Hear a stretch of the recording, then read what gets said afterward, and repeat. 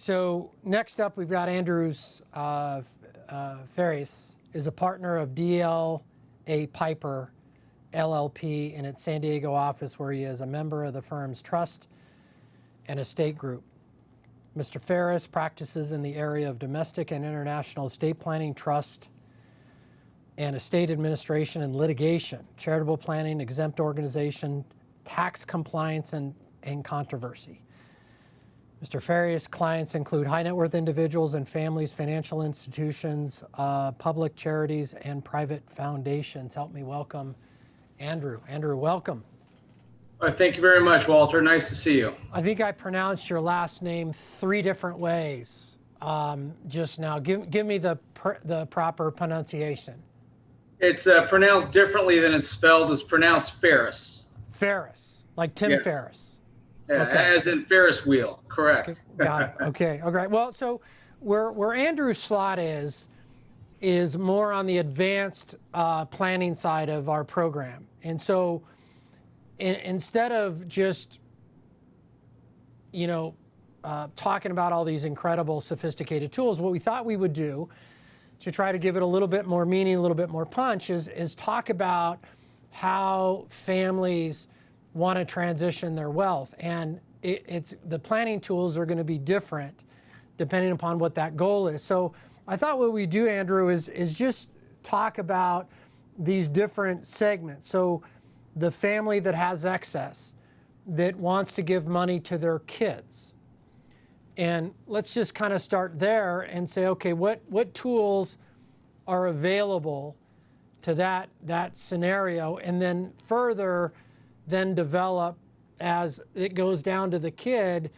We have to be aware of drug addiction, of other people that want to get access to the money, and all the things that go with wealth and how it transitions to the next generation.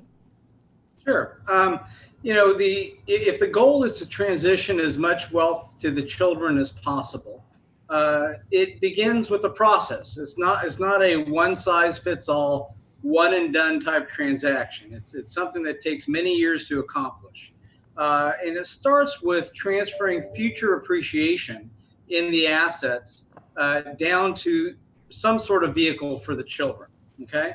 And now is actually the best time in the nearly 30 years I've been practicing law to do something like this, because we have this combination, because of what we're going through with COVID, of low valuations and historically low interest rates. And so when you start to transfer assets down to children, you start with the future appreciation on an asset.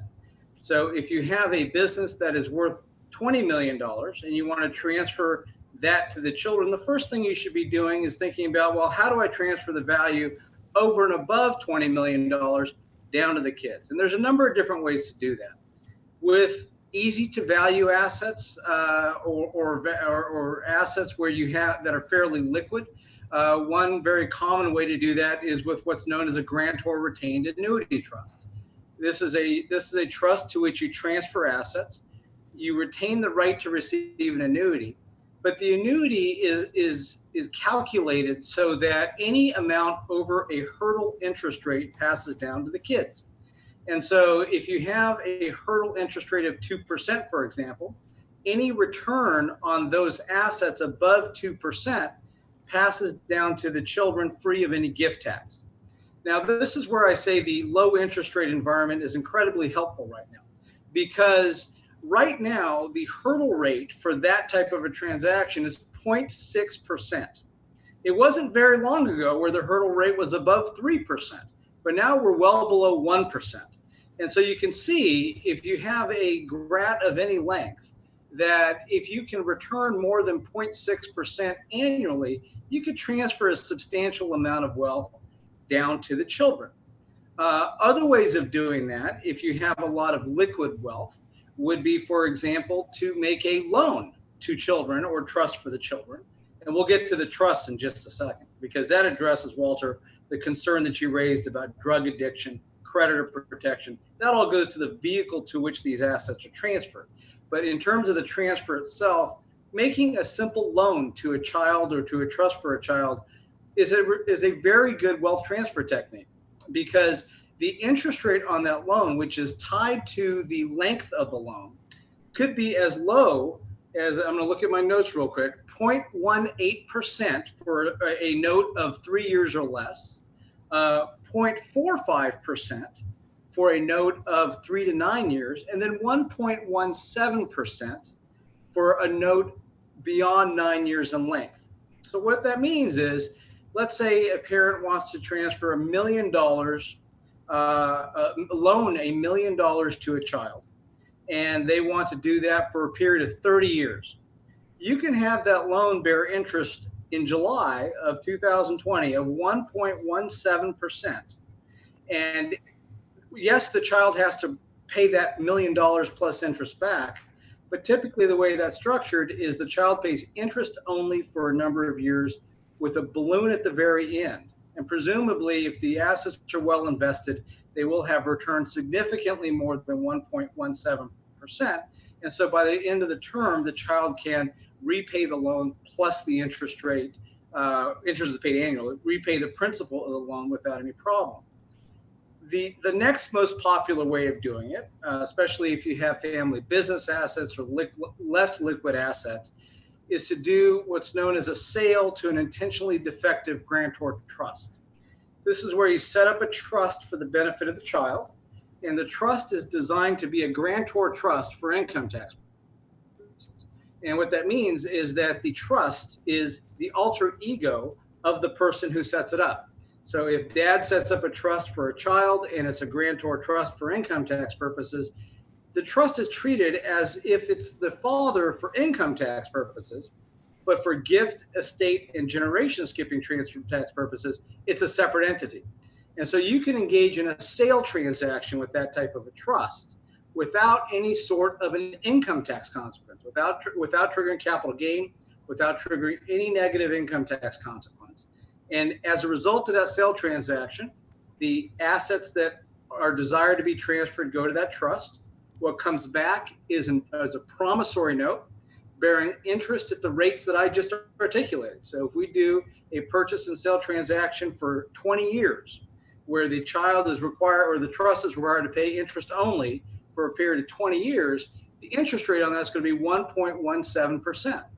Obviously, if those properties or those business assets appreciate on an annual basis above 1.17%, you've affected a great deal of wealth transfer.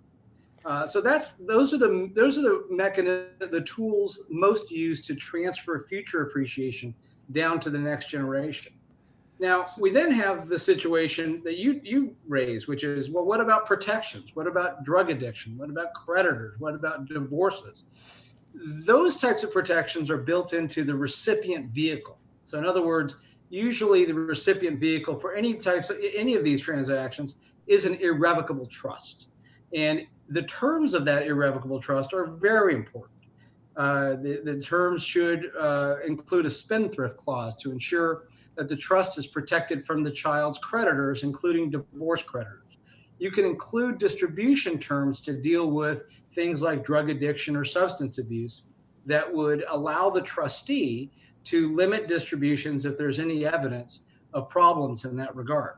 So the terms of those trusts can be drafted, and often are drafted, to be customized to deal with the client's very specific family and asset situation.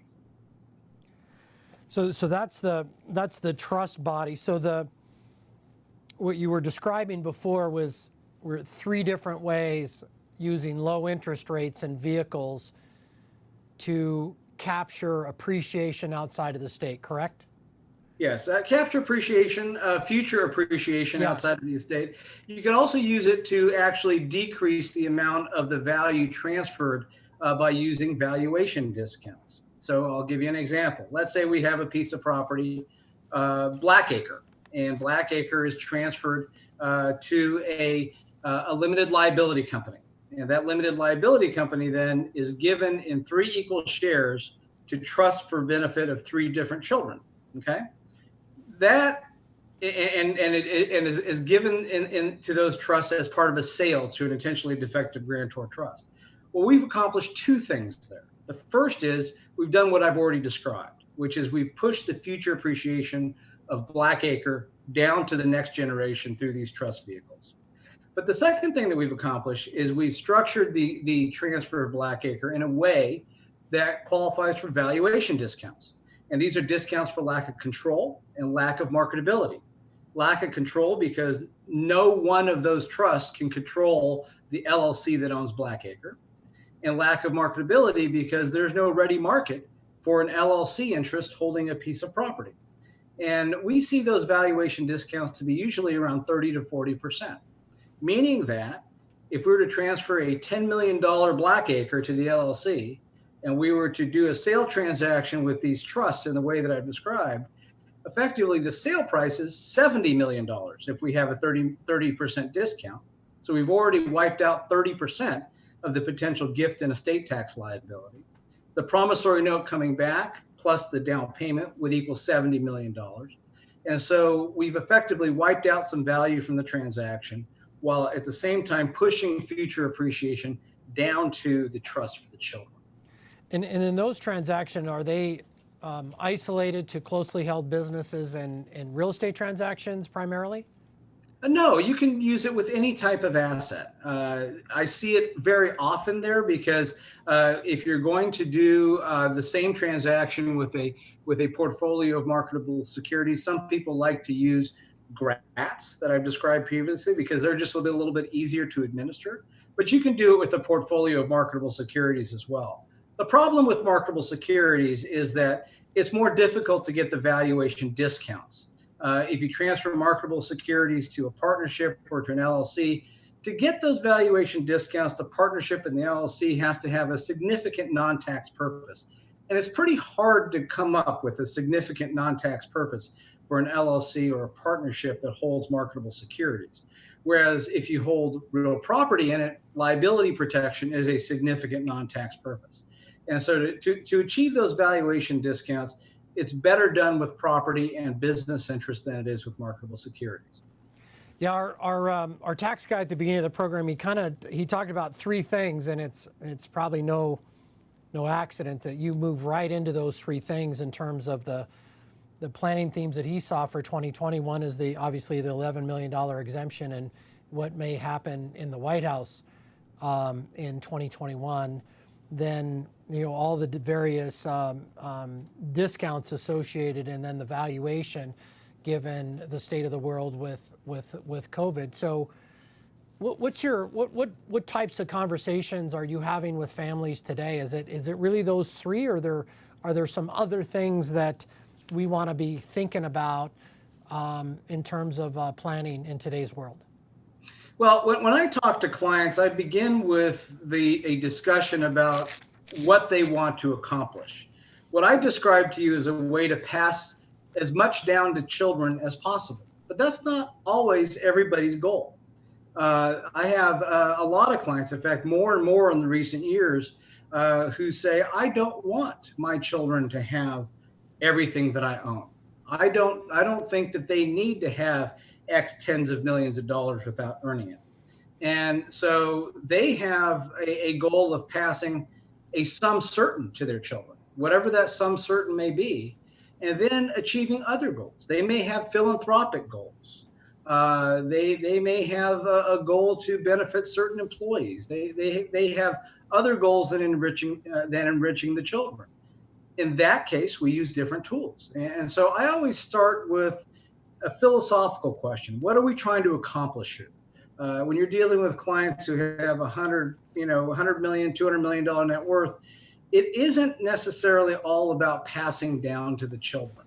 And so a client in that position may say, listen, I think $20 million per child is more than enough for them. We figure out how to get that $20 million funded. And then that client may say, well, the balance of it should go to a family foundation so that the children can work together to accomplish charitable goals instead of always just looking out for where they're going to get their next buck. And so that is a plan that is very often implemented for clients of significant net worth. Yeah, there's a friend of mine that very, very affluent family, and the father established a family foundation for two purposes. He wanted to teach his kids about giving, and he wanted to see if they could get along. And, Oh yeah. See if they can get along, or ensure that at least once a year they have to come together. Yeah, no, and it was an incredible tool. So that segues into sort of my next discussion point with you, because you probably have seen so much. One of the fears of families is, I don't want to mess my kids up. I hear that a lot. And then I also have families that will come in and to the class, or they'll engage, and there's just, it's a mess. What the family dynamics, can you just address what's worked and what hasn't worked in terms of structuring the flow out down to the kids? Yeah, it's the structure is a result of the family dynamics very often. And so whenever I have clients who have children that don't necessarily get along or see the world the same way, I try to find out why. And usually there's some sort of underlying reason. Very often we'll try to have a family meeting where we get everybody around the table so they can talk through things, make sure that everybody's on the same page. But structurally, I can tell you that when a person dies, the estate plan isn't just a plan by which assets are transferred down to the children or grandchildren. It is, in a very real way, the last tangible expression of affection from the parents. So if you leave more to one child than the other child, that's not going to be seen as, Jimmy got 30 million, but I got 20 million, so I'm okay, right? That's not the way that person's going to look at it. They're going to look at it and say, Mom and Dad loved Jimmy more. That's my experience. And so that I try to make sure that clients understand that this isn't about money. It's about what your affection is for the children and how you show it through your estate plan. And so I like to see equal dispositions to children to the extent that we can. If one child has issues that the other does not, we can deal with that through the trust structure and imposing certain terms on the conditions to the access to those assets. But in terms of the amount that goes, unequal distributions is a recipe for litigation after the parents die. And it is absolutely a recipe for siblings never to talk to each other again. And I've seen that time and time again in estates that I've administered where, the planning, usually not done by me, has unequal distributions going to the kids. What have you learned about family communication? You've probably sat at a lot of dinner tables. What's worked for you? What hasn't worked for you? You don't have to show us your battle scars, but show us your wisdom. No, well, what I've learned is that a family that communicates openly and honestly is a family that's going to get along and handle the transition of wealth and the death of the parents a lot better. When you have a family that does not do that, and maybe not all members are at the table, you have 3 kids and 2 get along and the third just does not and is a little bit estranged, that is absolutely a recipe for disaster. And so as a planner, as a lawyer representing the parents, my job is to mitigate the possibility of that disaster, okay? And I do so first by trying to bring that wayward child into the loop to the extent that we can. But sometimes that's not possible.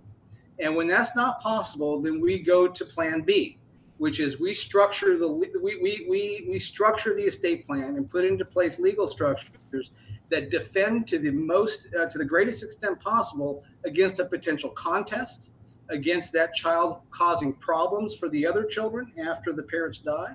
And so it's effectively, we try to bring them in, but if we can't, we wall them out. And that is an attempt to create family harmony among the unit that has been cooperative and that the parents want to benefit. And so it's unfortunate when we have to do that, but there are mechanisms to do that, and we do employ those in appropriate cases. So kind of transitioning, so we started out talking about how to get asset appreciation out. why don't you spend a few moments on just dealing with, instead of appreciation, just assets out? Well, the most effective way to do that is by the use of valuation discounts, which I discussed before. Currently, everybody has an $11.58 million estate and gift tax exemption. I am not of the mindset that that is going to change if the White House changes. I just don't think that that's the case. If you take a look at the history of the estate tax exemption, it has gone down one time in the history of the tax for a period of 6 months during the Great Depression, and that's it. It has never gone down since then. The person that people are afraid might take the estate tax down, Joe Biden, was at the table and negotiated the largest estate tax exemption increase in history back during the Obama administration. And so I just don't fear that. Plus, it's hard to tell, but I would think it's just as likely that the Republicans are going to control the Senate as it is that the Democrats might get the White House. And so unless we have the same party in control of all three houses of the executive branch and legislative branch, I just don't think that we're going to see it with the change of administration. What I do think is entirely possible is that Congress will do nothing. And come January 1, 2026, the current exemptions will be cut in half. And so I think that that is a more likely than not scenario. And so I am not telling my clients, you should start panicking and make plans to use your exemption before the next year. I don't think that that's the case. What I do think, though, is that we'll have to judge the political landscape come 2025, but they should be prepared to do some sort of a transaction that uses the exemptions come 2025 in anticipation of a rollback at the beginning of 2026. Walk us through the benefits of doing a family limited partnership. That's a relatively common tool in your world. Well, I am not of the school that you do a family limited partnership if there's no reason for the partnership to exist. And the reason for that is the law is developing, and it is fairly clear that unless there's a significant non-tax purpose to the partnership, the IRS has enough case law now to bring those partnership assets back into the estate at an undiscounted value. So let me go back. The purpose of a family limited partnership is to structure the family wealth in a way that you can transfer the interest in it at a valuation discount. As I said before, typically valuation discounts are 30 to 40%. If you were to take a portfolio of marketable securities and put it into a family limited partnership and start transferring interest in that family limited partnership, I think it's fairly easy these days for the IRS to bring that back into the estate and get rid of the valuation discounts that are claimed either during the gift or at death on the estate tax return. Where I think family limited partnerships are helpful is with assets that are normally structured in partnerships, real estate, active businesses, things like that. Those types of assets are normally held in limited liability entities. So that means that there is a legitimate non-tax purpose to it. So if you look out into the regular business world and you wouldn't see a partnership being used for a portfolio of marketable securities, it's likely the IRS can get past that. But for real estate, active businesses, that's where it's useful. And it's useful in two ways. One is from a tax perspective to try to get valuation discounts.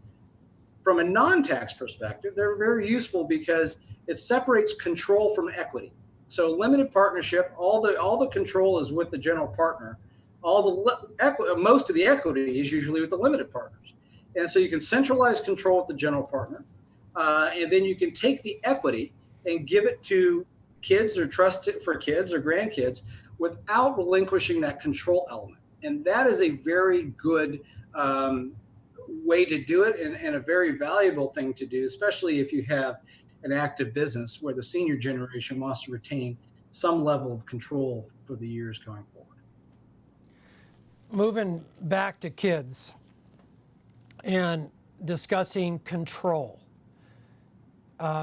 Where do you kind of weigh in on that in terms of family wealth being passed down to the kids, in terms of what do you see in giving them control at certain ages? It just depend on the kid. What is, as an advisor, a trusted advisor, what a lot of times you're sitting at the table, what's your recommendation around when, how much, the type of control? Can they go out and get their own advisor?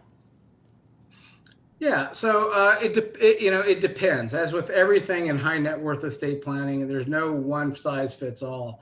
It depends on the client, it depends on the children. And so if you have children who are very responsible and attentive to financial matters, then giving control immediately is perfectly fine. And you could do that by making them the trustee of the trust after the parents die, or the trustee of a gifting trust. And in those situations, as long as the trust is drafted well, you can even have a generation skipping element to it with the child in control as trustee. In other situations where the children either are not financially responsible, or, and I've seen this a lot, don't have enough time to deal with it. Really, they are financially responsible, but it just isn't something that's high on their priority list. Usually not giving them control immediately is a good idea. I am a big believer in professional trustees. Being a trustee is a job. It's a highly technical job with tax and state law compliance issues.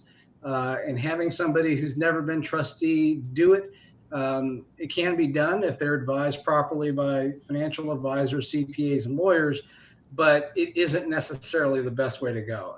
If you're not going to give the child control, and in that situation, the benefit of that child having control over the wealth that he or she benefits from outweighs the non-professional aspect of the trusteeship. But if you're not going to do that, having a professional trustee manage the assets for a period of time before the children are either at an age of maturity or at a position in their life where they're able to do it is usually a good idea. So there's no magic to it. Usually, if the children are looking like they're on the path to being responsible, we would tie their ability to become trustee to an age. So for example, when they turn 45, they can become the trustee. In other situations, we would have a committee of family members who would decide when they can become trustee, if ever. And that is a way to deal with it. If you're not going to bake it into the document with an automatic trigger, we usually have a person or a committee of people who have the ability to decide who the trustee is and when. Tell me, it makes a ton of sense. Where do you weigh in on life insurance as a planning tool? Well, a life insurance is a planning tool like all other planning tools.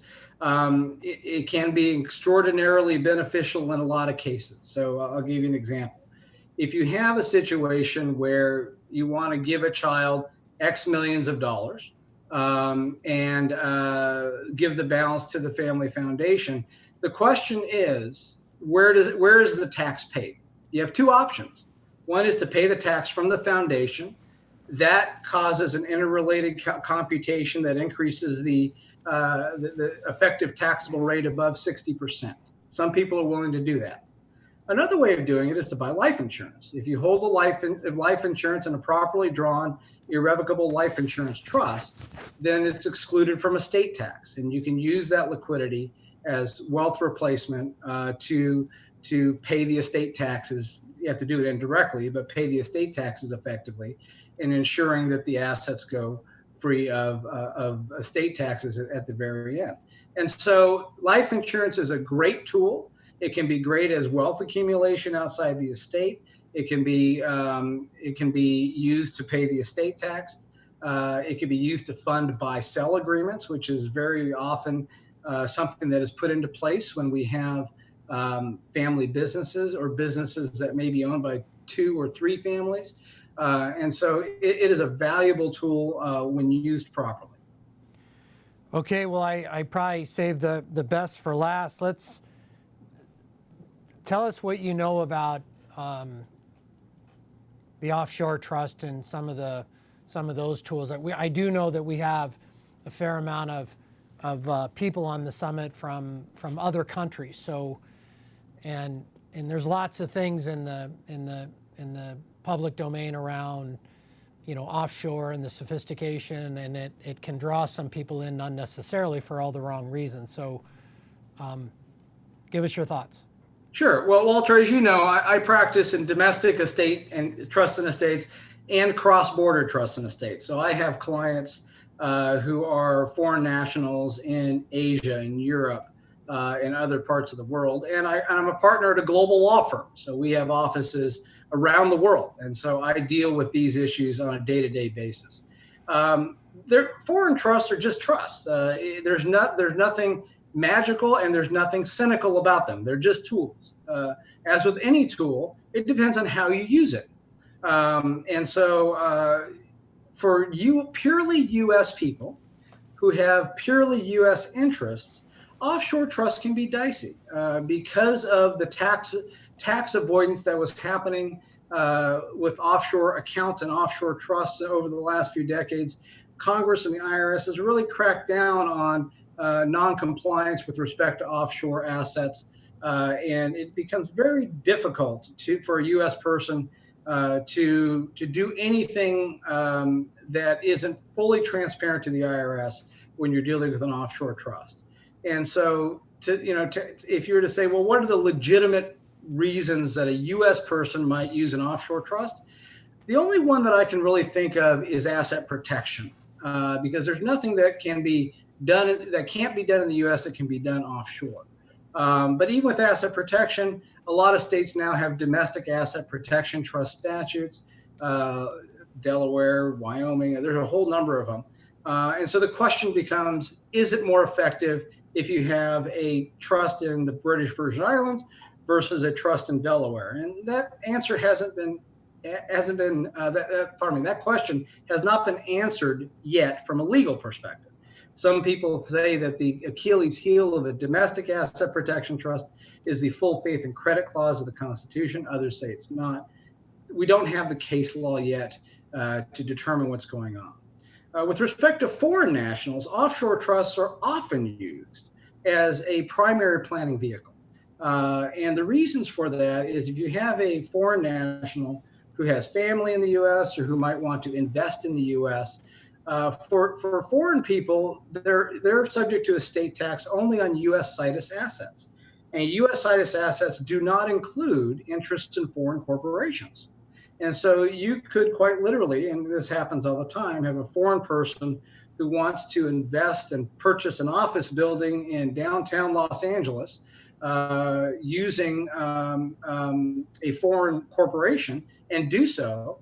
And even if that foreign person held those corporate shares in his or her individual name, there'd be no estate tax on those assets when that person dies, even though they may own a $50 million asset in Los Angeles. Usually, though, we don't want just that person to hold it directly. We would like them to hold it in a trust structure, just like we'd usually like to have a U.S. person hold it in a trust structure. But they also don't want transparency with the IRS. Foreign nationals are very hesitant to have to report to the IRS or compromise their privacy in any way to the U.S. government. So for those reasons, we'd normally use a foreign trust to do that. We very often use BVI trusts with a BVI corporate or partnership structure underneath that to own U.S. assets. And if they have U.S. children, we might even say that BVI trust, upon the death of the foreign parent, distributes into Delaware trusts, for example, for the benefit of the kids. And that can all be done, usually structured estate tax-free. So foreign trusts are, again, they're just trusts, they're just tools. It depends on how they're used. And I see them used nefariously, and I see them used very legitimately. So it just depends on the situation. Yeah, that seems to be a common message on the professionals. It's that any tool can be misused. So thank you for really pointing that out. What would be your parting comment to that affluent family that's either here or abroad? What would you? Yeah, my parting comment is, don't let your plan be solely tax driven. Taxes are a transaction cost, and they can be minimized. The plan should be structured in a way that meets your family goals. Look at where your family is, look at where your business is, look at where your assets are, look at what you want your legacy to be once you're no longer here. Picture that. And once you can see where the end is, we can figure out how to get to the end and accomplish those goals. But taxes should not drive the planning. They're just something that need to be considered as we implement and structure the plan. So you can't be tax obsessed. Is that what I'm hearing? Don't let the tax tail wag the dog. Correct. Andrew, thank you for that wisdom and that simplicity, and thank you for your time. Appreciate it. It's my pleasure. Thank you very much. Okay.